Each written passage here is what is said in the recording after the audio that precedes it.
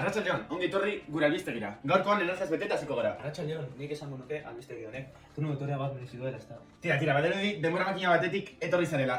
Bederatzigarren mendetik etorri zarela. Ez da hori. Baina egia da, gauzak asko aldatu direla. Lehen normala zera, gaur egun zeharkitua dirudi. Bai, hori gauza guztiekin gertatzen da, ezta musikarekin, modarekin, eta hizkuntzekin ere bai. Bai, eta horren adibide ganbia da, euskara. Bueno, Jon, ez dira zorain historiara goren txapa botako, ezta? Ez lasai, baina gauza bat oso interesgarria da. Jende asko uste du euskara beti berdina izan dela, baina egia esan asko aldatu da.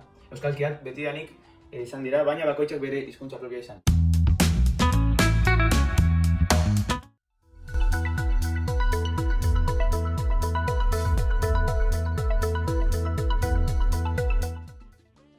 Beno, musika estilo desberdinak dauden bezala, euskaran ere badaude, hainbat aldera, ezta? Bai, euskalki ugari egon dira historian zehar, eta denborarekin aldatu egin dira. Batzuk antzeko ziren eta beste batzuk oso desberdina.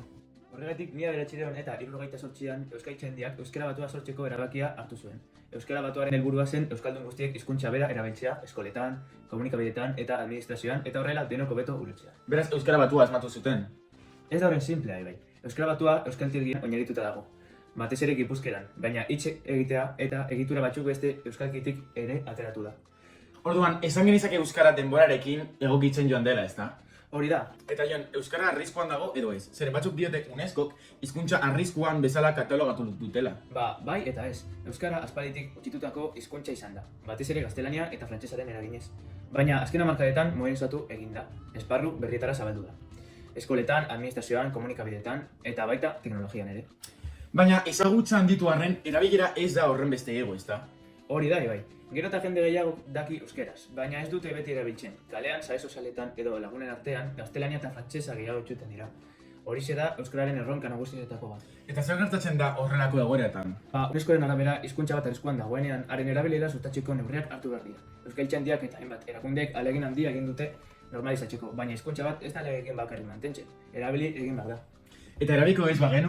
Desaratzeko arriskuan legoke. Horregaitik garrantzitsua da gaztek ere euskara erabiltzea. Interneten eta sare sozialetan gero eta euskarako edukea gehiago dago. Bideoak, podcast, memeak eta gazteen hizkeran ere aldaketak daude. Hitz berriak sortzen dira. Bai. Eta beraz, esan genezake euskarak musika bezala dela. Bere sustraiak mantentzen ditu, baina etengabe berritzen doa. Arriskuan bezala katalogatu dutela. Bai eta ez. Euskara aspalditik utzitutako hizkuntza izan. Joi, ze pena. Etorkizunean, euskara gero eta gutxiago entzungo da. Baina zer diozu, euskara geroz eta gehiago erabiltzen da? Baina euskalkien berezitasunak ergaratzen ari dira. Bueno, eta egia da gazte gehienek gaztelaniara jotzen dutela. Baina guk euskaraz hitz egiten jarraitzen dugu. Orduan, neskak, eta boni jartzen badugu eta haunen inguruko ikerketa bat egiten badugu? Venga, ados, ondo. Nuke lezaka sarnasun diren herri horietako bat dela, gehieneko euskaraz egiten dutelako. Egia tarteka ikaskapena igual gazteren bat aditutu zuen beraz eta harritu egiten. Jo, bai, euskaraz hitz egin nahi dut, baina ez bakarrik zurekin eta atzean ezin dut hitz egin eta bakarrik hitz egin dezake kanpoko jendarekin. Guzkinela, zailegon, mesedez.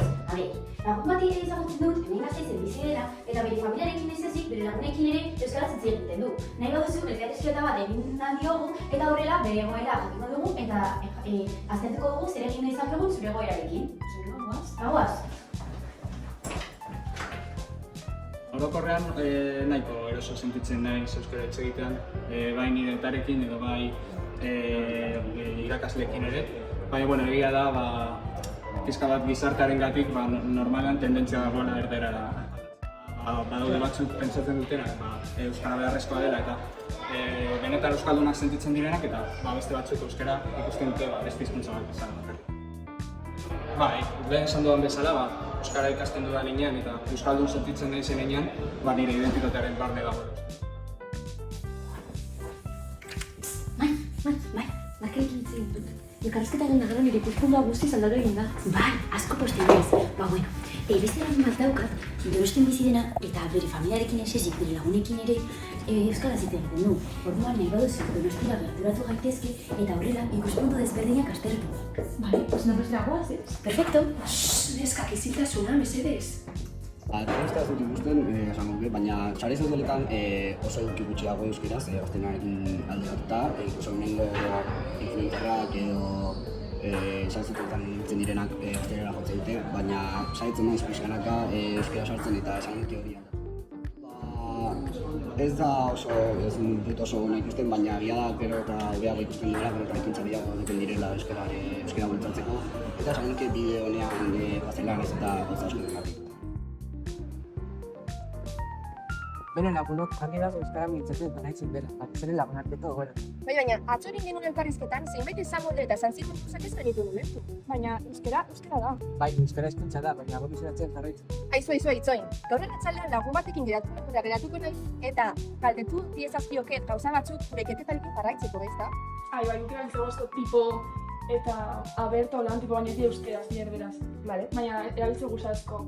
Esan, nik uste gure artien eito gure beti bizkaitarrez, die gure ohiturak eta azken finen egiz esan da, batua bakarrik erabiltze dugu hori aurkezpenak iterakuen, eta baina hori gure artien beti bizkaieraz, eta egia da, tipo, egiz esan da, joten garen kanpo eratoran, Durangotik kanpo, eito gula gehiago erderaz, ze askotan joten zara taberna batera edo, eta eskatzez usoz euskeraz eta ez dutzu ulertzen, orduen, esatiarren berriro, esatezu directamente tipo erderaz eta jazta. Niri adibidez, ointzen momentuen hasia eta zagertzen tipo kontenido edo gehiago, edo jente gehiago egiten dauzenak berba euskeraz lan, eta egiz esan da, jente asko hasi da euskeraz berba egiten sare sozialetan, ze lehen, badibidez ni jarraitzen nagoen eska bat, lehen egiten zaban erderaz eta oin hasi da egiten bideoek euskeraz, eta bestak ikusten TikToka dela gehien erabiltze dugun, eta azken finien gehien ikusten dana edo, eta ez dakit ikusten horren bitartez bultzatu aldugu.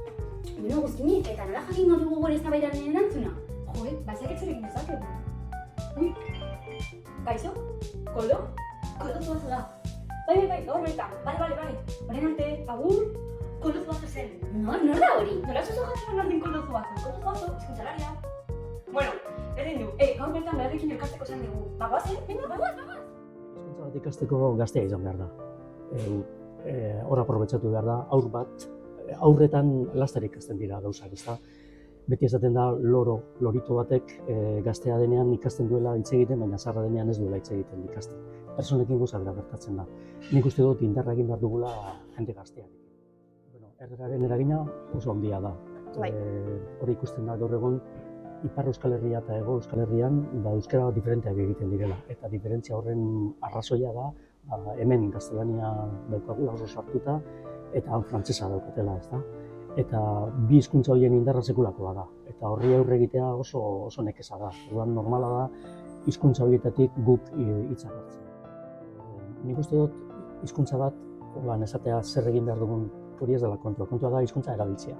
Eta hizkuntza bat erabiltzen duzun momentuan nahi gabe hizkuntza aldatu egiten duzu. Gazteen estrategia bat izaten da hitzak laburtzea. Orduan matematikak izan beharrean mate. Beste izbanietako berria dena gazte. Pentsatzen duen gaztea zela, zarra etzena, baina ez, gazte da gaztelania. Orain daukat gazteko eskola, hasieran harrituta, ezta? Orduan, hori da gazteek beti egin izan dutena, laburtu hitza. Eta etorkizunari begira, hortik estrategia bat hori izan marko litzateke, ezta? Nola esaten duzue motxila zuek? Eta esaten baduzue bizkarreko sakua edo olako zerbait, estrategia txarra, oso luzea dalako hitz hori. Orduan, asmatu dezagun beste bat, baina asmatu nork asmatu behar du euskaltzendiko norbaitek edo irakasle batek, ez. Asmatu behar du jente gazteak euskara erabiltzen duena. Eta gaztelaniaz asmatzen dugun bezala, euskeraz ere berdin.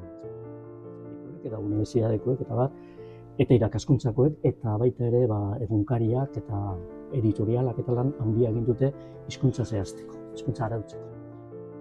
Pelota bedan bezala eta pelota ez dugu jokatu behar dirua irabazteko.